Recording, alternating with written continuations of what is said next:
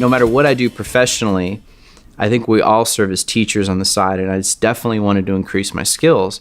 I'm almost 180 degrees on that because I didn't realize how much fun and how challenging it would be. And, physicists, scientists, we love challenging things. We love trying to figure out how to solve puzzles.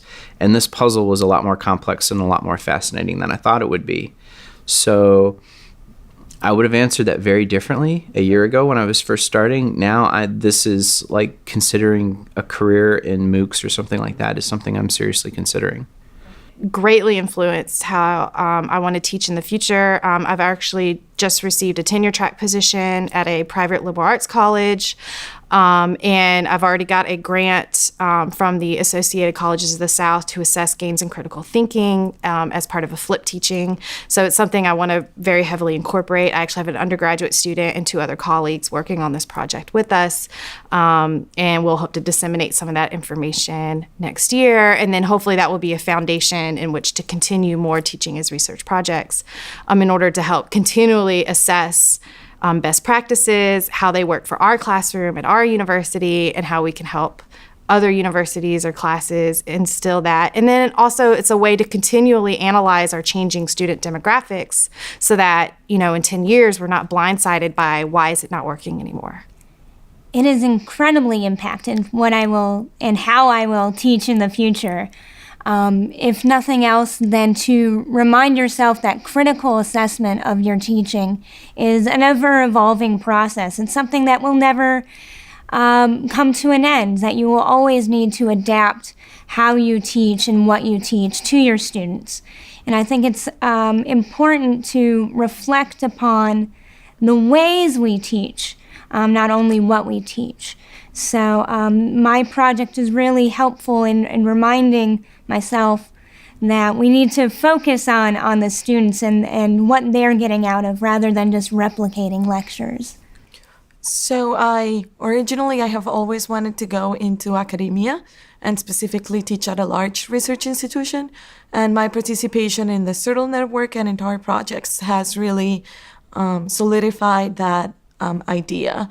And as I have become more involved in TAR projects, it's made me realize that I really enjoy not only doing research in the laboratory, but also applying those ideas to the classroom and doing research in the classroom.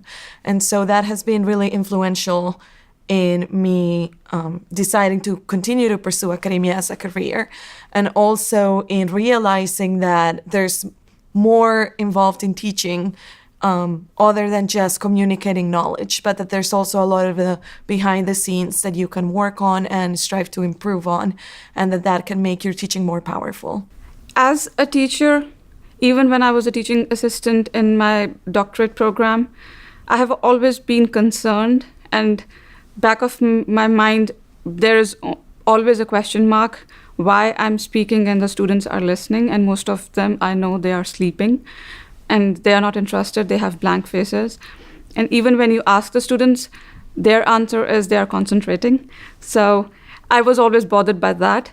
That was the one reason I incorporated the group activities. So I do want to continue to incorporate more of the group activities. They would be analysis-based, application-based, which could be anywhere between 20 minutes to 30-minute activity in a lecture class. And in which the students would ultimately, when if it's in my course, they would ultimately get used to it, they would be more engaged, and they would get to know each other because they do come from different majors. My TAR project in specific focuses on student metacognition. So I've learned quite a bit about metacognition, and now if I was to instruct, I would definitely teach metacognition. Well, I think there's a variety of ways, but I think a very effective way is having a reflection journal of course material. And I think a really kind of good example would be asking students, what is the muddiest point? And I think that's becoming more of a common practice. But then the next step of it with the metacognition of what needs to happen to resolve this confusion.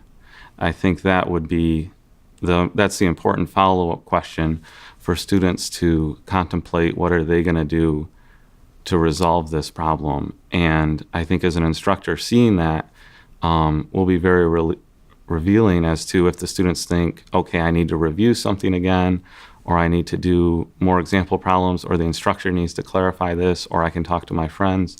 And seeing what they think will guide their learning, I think would be very important and very revealing.